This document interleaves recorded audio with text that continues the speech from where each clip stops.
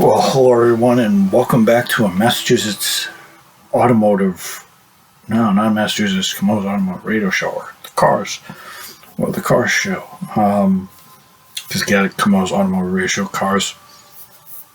I mean, I'll let that joke sink in for a couple more times. It's going to be a little bit fun poking at the fun of the channel title. As you guys notice, the picture of a gear. I'm going to change that. I'm going to get some software on this computer where I can change that, and I can actually put a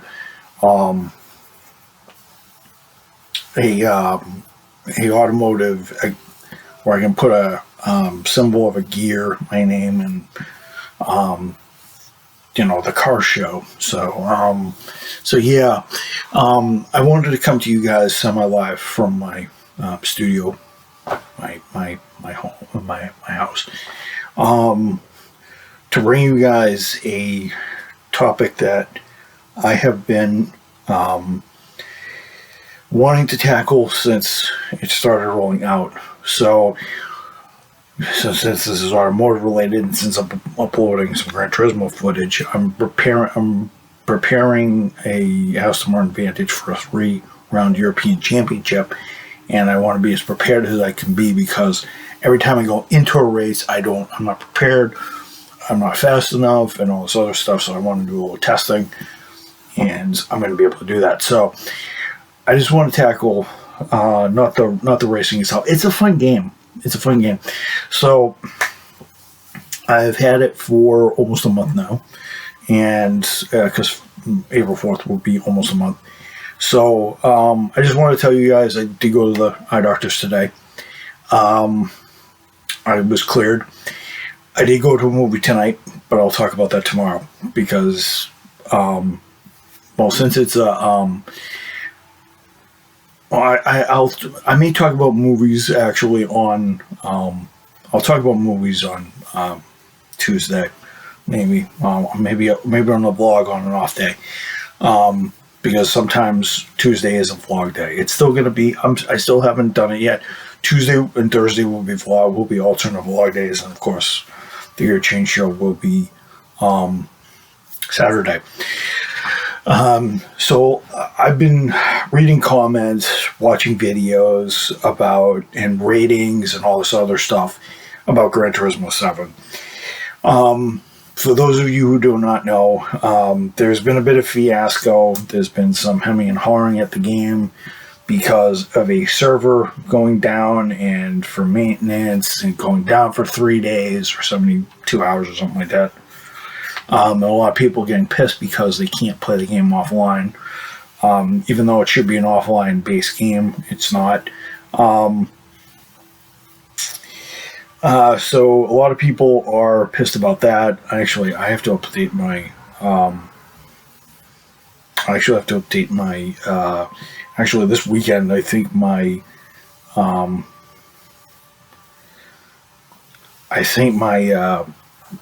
PSN pass actually goes out this weekend, so I'm probably not going to record a heck of a lot. I'm probably going to be playing the next couple of days, and then when my subscription runs out, I'm going to have to obviously buy it another 12 months, and then I'll obviously have it for another year, probably till the end of probably middle of 23.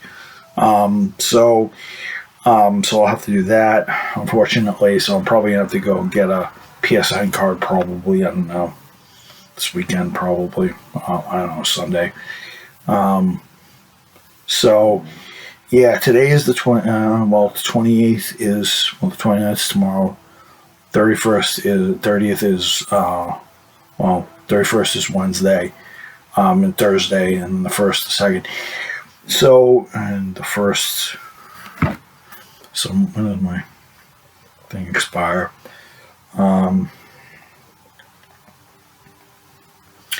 It expires on a there's April Fool's Day, and then there's beginning of Ramadan.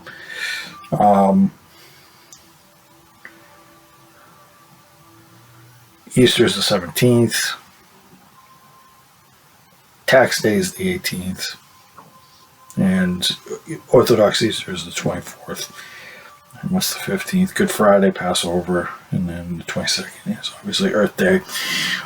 So I'm gonna have to update that very soon. I'm actually gonna have to get that maybe, I don't know, Saturday afternoon or Sunday afternoon, maybe one of these days. I'll have to go get a gift card and pay it up for it.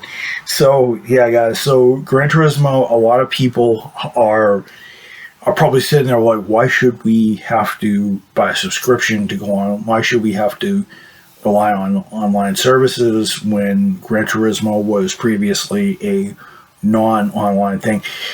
Not quite true, because the online, because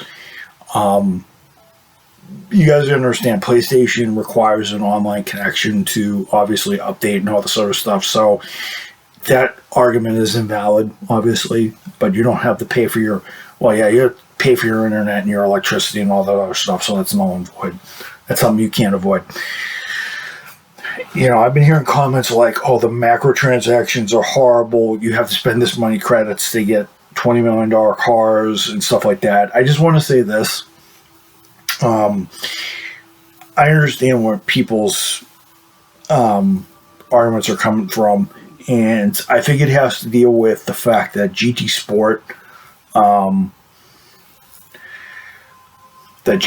kind of ruined the market for games like this, because in that game you did not have macrotransactions, not microtransactions. Microtransactions, I'm just going to put this out right there. Microtransactions are nothing new. They had microtransactions in arcades in like the 80s and 90s. Microtransactions are just you paying money to you to get coins, because I'm pretty sure if you guys ever been to an arcade, especially with a place where you needed special tokens and stuff like that to get into the games and everything, Dave & Buster's says microtransactions. You have to buy credits you have to buy credits to play the games with real world money. So you have to spend like $60 for like 100 credits or something like that. Just going to give an example. It's not the exact price. That's a microtransaction, and that's the way arcades have been. That's the way arcade games have been away forever. So microtransactions are nothing new. So if you wanted tokens for games in a certain place, let's say you go to Chuck E. Cheese or one of these smaller arcades, you still have to pay money in order to get these tokens, and in order to actually get coins or nickels, dimes, and quarters to play these games, you have to obviously put $5 into a machine. It spits $5 worth of quarters out, and you can jam the quarters in. Microtransactions, those are the microtransactions I'm talking about. They give you, and they've been, and even before machines were invented, you could give a $5 bill to a cashier, and she'd give you a stack, and he or she would give you a stack of quarters, so you can put them into the machines, or you get tokens or something like in Chuck E. Cheese, and you can do all this. So microtransactions are not new. I don't know what people are whining about them, and I think people had this problem with Bravely Default with the SP. You know, you could pay money to actually get SP in the game when all you needed to do was put your 3DS in rest mode, put it on a charger, and you'd have 3 SP ready to go over a course of like 3 days. Go back to it. Not that it would kill the game any faster. I should know, I played both Bravely Second, Bravely Default. I'm actually happy that they got rid of it in Bravely Default 2, because it was a mechanic that sucked. And it's a mechanic, if you know how to abuse it, if you know how to get rid of enemies, it gets rid of some late boss. So some bosses quicker, but not much. It surpasses, if you do SP time freeze, it surpasses the damage limit, which is capped at 9,999. I've actually gotten, I'm actually at like level like 91 in the game. I haven't played the game in months because my 3DS's battery conked out, and I no longer have it going. So microtransactions are nothing new in arcades.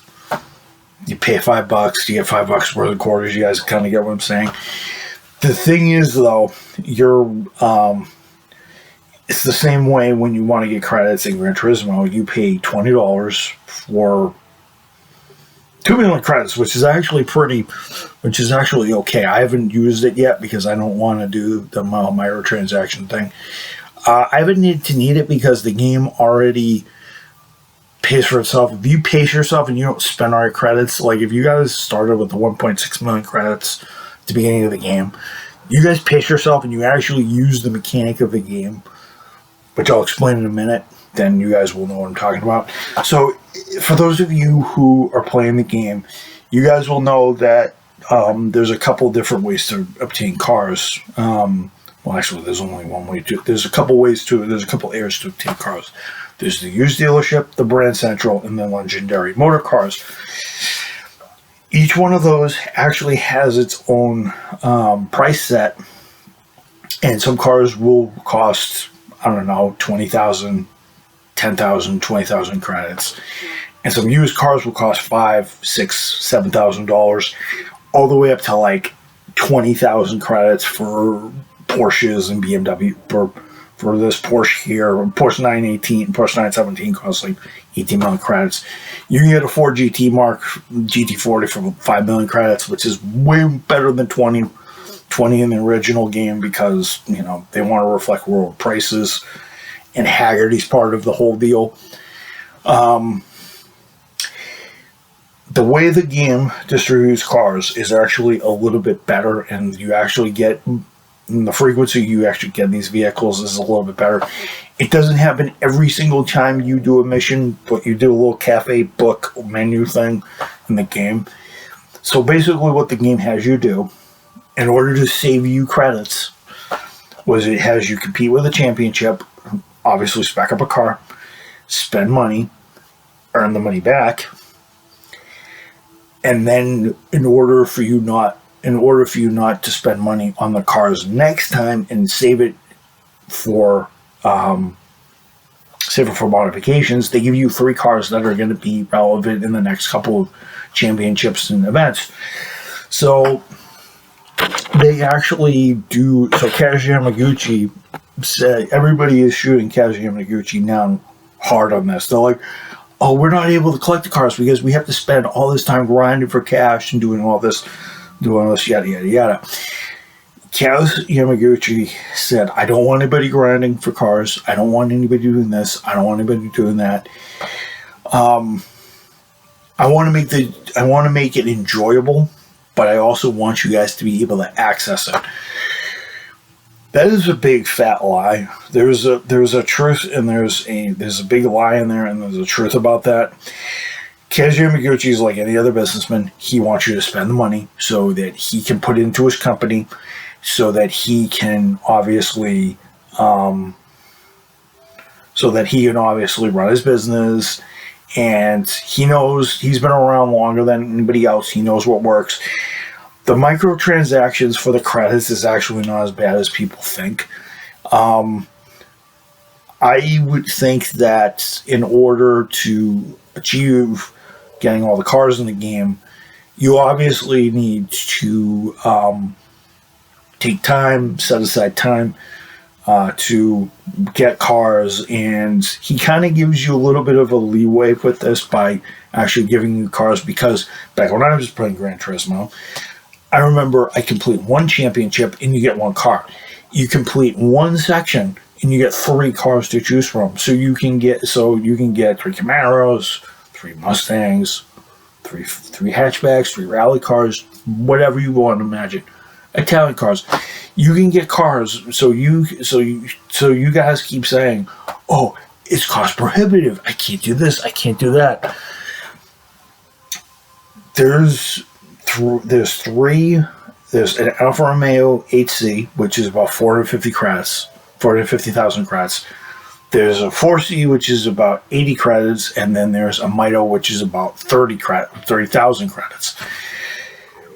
He's saving you over the course of a game. He's winning that one championship. He's saving you over, I'm going to say around 550,000 credits, so you don't have to buy them.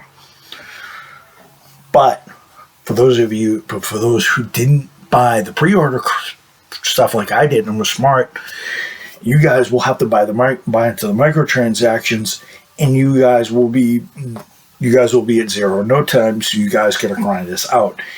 Now, some of you couldn't afford to get to spend $90 on the pre-order 25th anniversary pre-order bonus, and which I did, even though it's labeled Gran Turismo 7 in the game.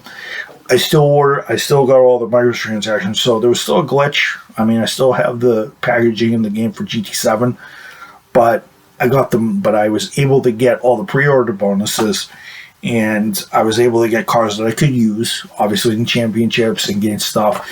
So if I want to grind for cash or make money on car, or make, do 200 laps at Blue Isle Raceway or at North Isle Raceway to earn $50,000, and then on top of that go into the championships, and so I don't have to race against people. I can grind 200 laps and not get contested. But the game is already easy as it is, because if you level up to like level 7, 8, 9, 10, you can already get race tires and race suspension and all this other stuff, and if you have the money, you can spec up your car to be a race car and blow everybody's doors off. You can practically cheese the game, actually. You can pick one car. And cheese the game, basically. So I don't know what people are on about. They're like, oh, this game's too hard. You gotta spend this, you gotta spend that. The game literally is saving you credits so that you don't have to go into the used car dealership, which they actually make people do, buy all these cars and buy their collection, when you basically can get them for Zippo by completing all these challenges. That way you can save your credits, you can use it for later championships, and you can actually have fun. I haven't gotten down to 4 digits in this game since I got it, because I don't want to spend that much credits, because I don't want to obviously loop into the microtransactions or the macrotransactions, whatever you want to call them. The game's literally set up for you guys to enjoy it and not bitch about its mechanics. It's not a game it's a game about collecting cars and actually obtaining them. And you guys are probably like, oh, we still have to grind and do all this, and we still have to buy the microtransactions. I'm just going to say this right now.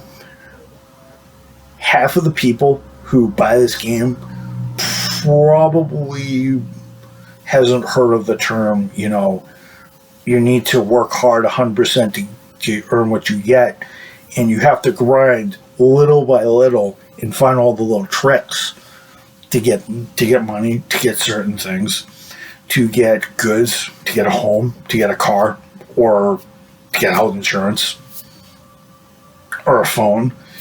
I mean, classic case in point, I've got my iPhone 11 right here.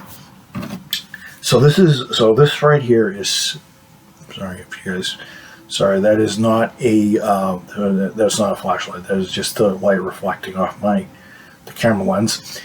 And I will, if I turn that back on, it's going to do its thing.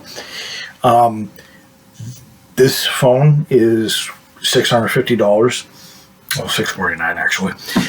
Plus I had a discount, so I was able to buy it for $635 or something like that. So I'm paying $635 over a course of 2 years, which is about 24 months. Now, a lot of you guys are sitting there like, oh, anybody can obtain one of these. $650 isn't chump change, people, and it's never has been, never will be.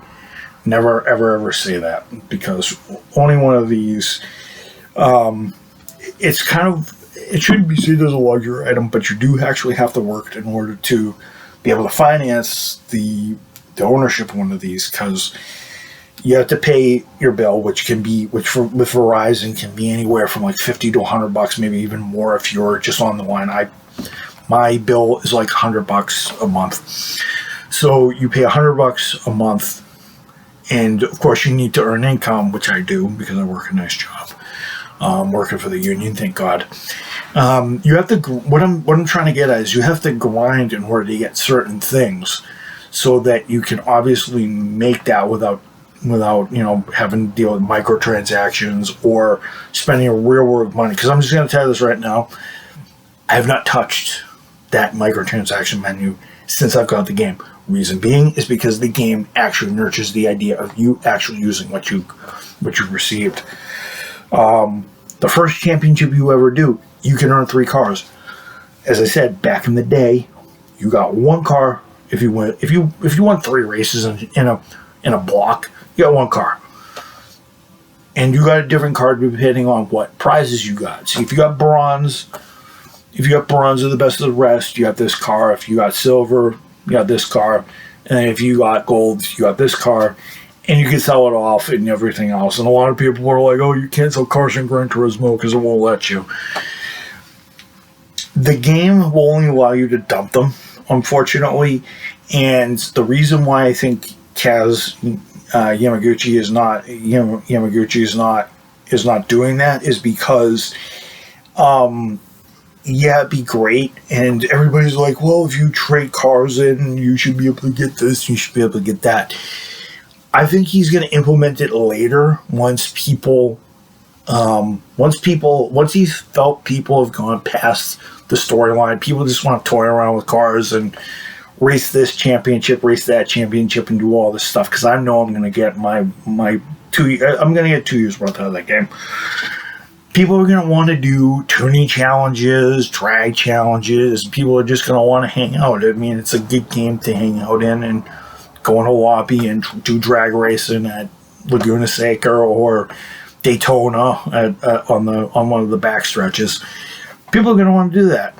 And people shouldn't just be caught up in like, oh, it's not worth the money, it's not worth this, worth that. What they're eventually going to do is, hopefully Kaz Yamaguchi is watching, he's eventually going to allow you to sell the cars.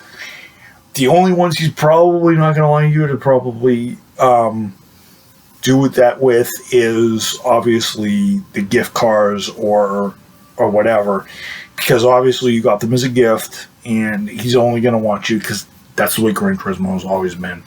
He doesn't want you stacking up all that money and doing what else. He wants you to work towards it. He doesn't want you to grind to get certain cars. He wants you to work up to get certain cars. And everybody's like, wait, how am I able to get 18 million credits? Well, work toward it, obviously. Win a bunch of races, and if Kaz obviously gets the sell mechanic going, sell off some cars that you don't need, and you can win the champion. You can win the title. You can win the cars.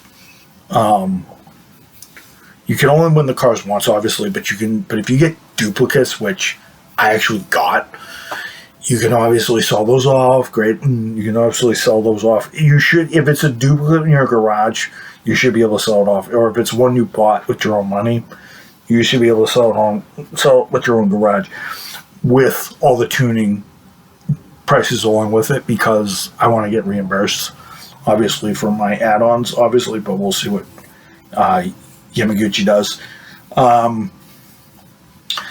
If you guys want anything in life, you have to grind. You actually have to, not grind for it, but you have to work hard. You have to save your money. You can't make stupid purchases, like you can't get this game or you can't get this gadget or something, because you have to save for something good. It's the reason why I have a watch it's the reason why I have a $44 watch and not some iWatch that is going to die in 5 years, or the battery's going to be inconsistent, or it's going to blow up or something like that. At least with this, at least I can tune this. I know it's not automatic, but I actually like things that are old-fashioned, and so is Gran Turismo. So, just take it with a grain of salt. There are some flaws in the game. Don't get me wrong. There's a lot of them. But the game hasn't been fully developed yet, and he's just going to keep adding stuff on. So I want to tell everybody, just wait to see what he does. He's going to add stuff in. And he even gave everybody, as an apology, over the weekend, 1 million credits into their account in Gran Turismo. I think that's actually pretty damn good. For all of those who sat there and bitched him, oh no, he's not going to do this. He's not going to reimburse us for this and this and that. I hope all of you that bitched in the comment sections on every video, and I read them all. Oh, they're trying to steal our money. He doesn't care about us. He doesn't care about the fan base. He does. If he gives you $1 million of in-game credits, as a because they know that this is going to be, they know the game is going to be flawed. So you know what? Most game companies don't do that. Most game companies are like, I'm like, you guys can go screw yourselves. I'm like, we won't tell you. $1 million of in-game credits may not mean much to you, but people who are still grinding through the early championships and actually want to tune their cars and don't want to spend a gazillion dollars on a race car in the game, it may not mean a lot in the whole world of Gran Turismo, but but you can definitely have a lot of fun with $1 million, especially if you've beaten the game. A lot of people are probably sitting there who are complaining, probably sitting there, oh, we beat the game, now we want to collect all the cars, now what do we do? Well, that's the intention of the game. You go through everything again, and you play through it. It's like any other game. You play through it again and again and again until you get credits, crystals, or whatever. It's not the first game to do this either. There's plenty of games that have New Game Plus and everything. I'm pretty sure the Final Fantasy series created New Game Plus. Chrono Trigger, New Game Plus. I actually will use it as an example. Chrono Trigger is a great game. It was bare bones, 1995. It's your classic. There's a lot of replay value because there's a lot of good dialogue. There's a lot of good story writing. The message in the game is very clear. It's about cause and effect. Your actions do actually have consequences in the game, and it's like ignoring big threats and climate change and no, that's weathering with you.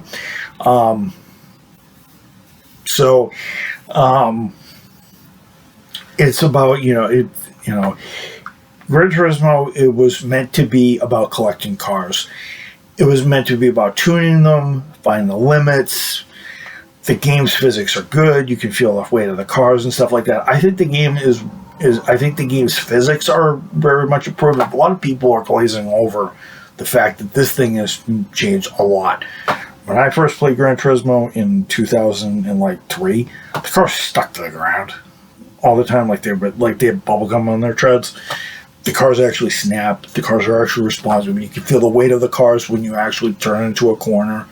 You can actually hear the suspension crash and stuff like that. A lot of people are sitting there bitching and moaning about, oh, I can't get in these cars. Experience them, and maybe you'll have a little bit more fun, and then you'll be able to tell the difference because you're just going to be sitting there going, oh, I've earned 18 million credits for this one car. It feels so slow, but it's like, okay, it's right from the 1960s. It's supposed to handle that way. Muscle cars in the games do all this. The game is all about having fun, having an experience, and actually getting a laugh out of some of these shortcomings, because everything in life it's not like everything's supposed to be perfect, right? So my message to all the Gran Turismo players out there is, like, before you comment, before you say anything about a game, make sure you let things... I could understand if this was a year down the line, but it's not. Everybody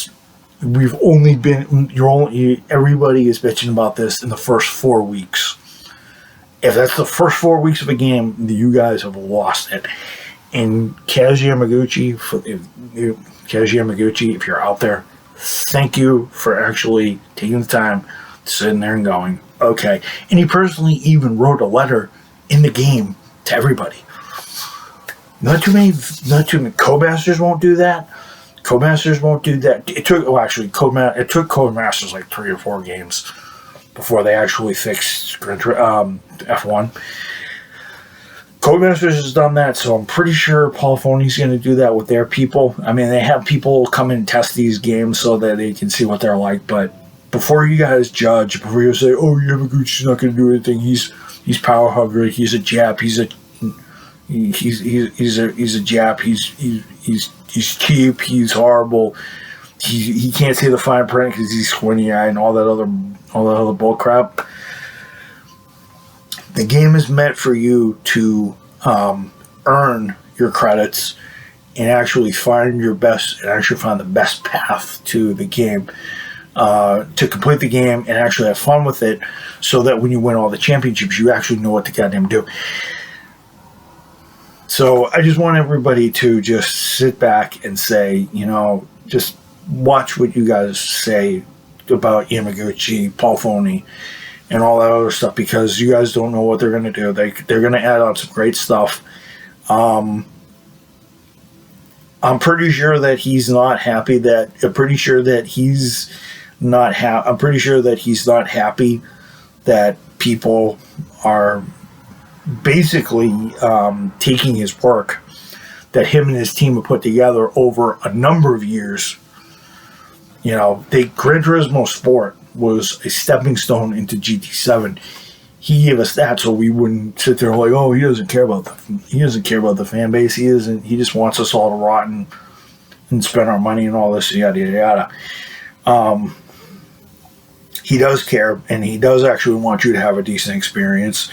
Most Japanese-based games are like that. They want you to have an experience. I know Pokemon hasn't been a hit lately, and I know and everybody's like, oh yeah, there's the Japs doing nothing but making a money-making scam and all this other stuff. And I'm just thinking, just enjoy the game, folks. And if it has its shortcomings, obviously give feedback, and the YouTube community has done it. The only gripe I have about the game is that the only one gripe I have about the game is that it's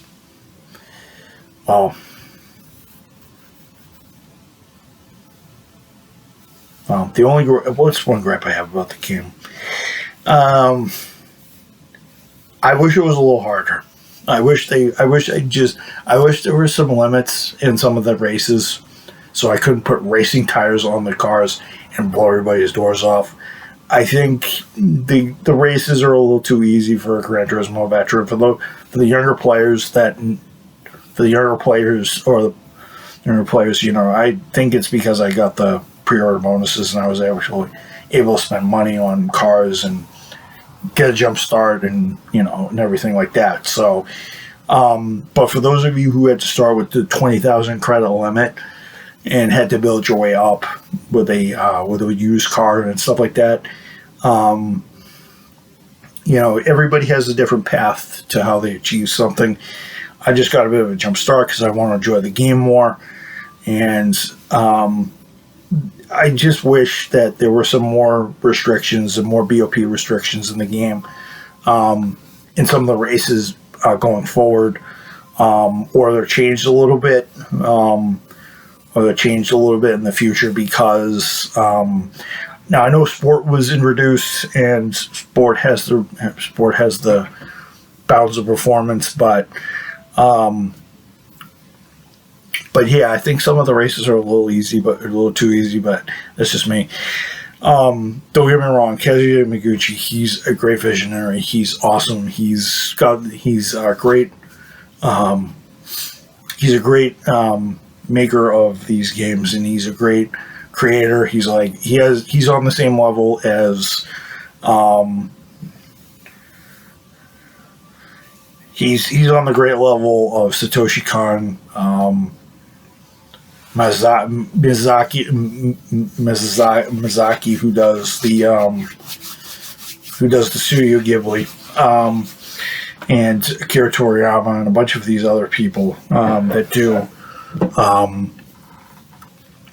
Kazuki Takahashi, who does Yu-Gi-Oh, and Ken Sugimori, who obviously does Pokemon, and Junichi Masuda, and all those other guys who do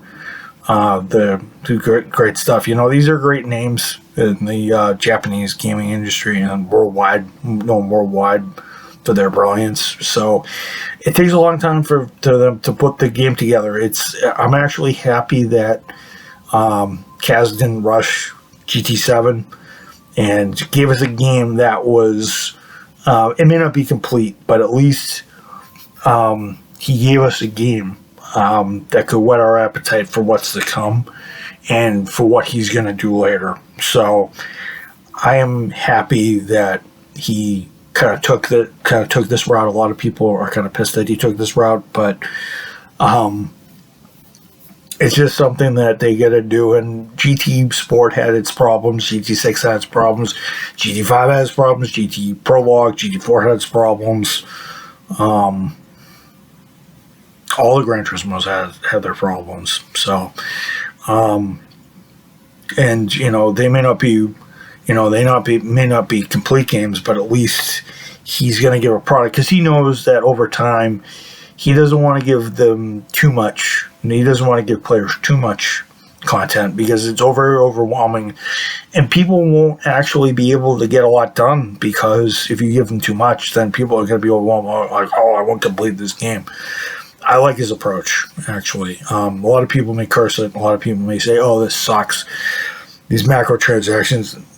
Just give the game some time. This is a little too early to be judging. If it was a Cyberpunk style failure, then I'd have to, or a Battlefield 2042 where it's Glitch City, then I'd have to, and it takes about a year, and it's still not solved. Because Cyberpunk's still not solved. Cyberpunk is still unplayable, I'm hearing. Battlefield is an abomination, I'm hearing. So Kaz actually did a good job of actually steering that. Like, he saw what was happening. And he sat there and went, oh, hey, Mafia Definitive Edition did the same thing. It wasn't quite complete upon completion. I know Mafia 2 wasn't so great. A lot of people hated that because it was glitched as hell. But I just want to say to everybody, just give these guys a chance. I mean, the Japanese have some great minds. They're amazing. I know a lot of people sit there like, oh, their culture sucks. They're terrible. It's weird. But you know what? It's a Japanese game, so it's going to be quirky. And the Japanese are quirky. And this is coming from somebody who, and the reason why I'm saying that is because I've watched Japanese media, I've watched their TV shows online. They're quite a unique bunch, so they're going to be unique. They're going to be off the charts. They're going to be kind of out there.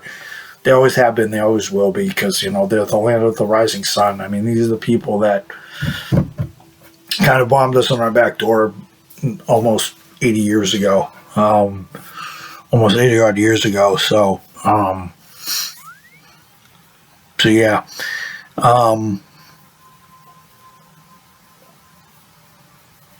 So yeah, I just want to tell everybody, just give these guys a chance. The Japanese, they may be weird, they may be screwy, they may have some perverted thinking in their media, but when they get it right and they pace themselves right, they actually do very good. I mean, look at Pokemon and Yu-Gi-Oh! They're two of the greatest selling trading card and anime-based shows of all time in my generation. So, for those of you who are older, that'd be Astro Boy and Speed Racer. But, those are brilliant stuff. I mean, just don't... I think this is just all part of the... Part of me says this is all part of the hate towards Asia because of the pandemic and everything. I think it's a part of that. I think people should be ashamed of themselves that they are not lurking past that. That may be another thing, but I'll get into that later. So I just want to tell everybody, just give him the benefit of the doubt. Just let him improve his just let him add on to his product, because the Japanese have shown us that they can do some pretty wacky and brilliant stuff. So, and they're a unique culture, they're a wacky culture, but you can't mess them for that, because when they get it right, when the Japanese get it right, it's amazing. Pokemon and Yu-Gi-Oh! are both they have their flaws too. So all the shows have their flaws too, and their shortcomings, whether they sub or adopt. So just give Kaz and his group benefit of the doubt, because they're putting in our product. Some of these people, and I don't know if you guys know this, but Kaz didn't even sleep when he produced the first game. Kaz didn't even sleep half the time So all of you Gran Turismo players that actually bought the game back in 97, 98, he didn't sleep a wink. I mean, he wasn't even near his wife and kids, for Christ's sake. I mean, you want to put it out. He was so into it, and, he's probably, he's built his team because he's not obviously able to wing that anymore, but he's got better people, and the product obviously shows when you guys play it. So just give him a chance. The game is all about, earning cars, earning your way through the world, because, as I said, it's like earning a car or a phone or something like that. You guys have to grind for it, and obviously have to grind and work for it, and you guys have to obviously put the effort in. You guys can't expect handouts and stuff like that. But if somebody, makes a mistake, if they do offer you up compensation, obviously you should take it and sit there and like, hey, it's not as bad as I thought. So for those of you out there who cursed this game and said, "Oh, Kaz doesn't care about us and we're not appreciated as a fan base," that $1 million gesture may not be a lot to you, but that's $1 million credit. But he basically just saved you $10. $10. I believe about 1 million credits is about 99. So it saved you about $10 of having to go online, having to wipe your credit card. He just basically sat there and said, "You know what? People are going to complain. I'm going to give them something. And if you guys still bitch after this, I hope you guys all feel bad about yourselves, saying, 'Oh yeah, he sucks. He's horrible. He doesn't care about us.'" That's $1 million. That's $1 million gesture, or a $10 gesture that he saved you guys, because obviously he felt bad that people were obviously bashing the game that he actually put his heart and that him and his team put his heart and soul into, obviously, because that's his creation. He's been doing this for 25 years. Everyone's like, "Oh, you should know what to do this after 25 years."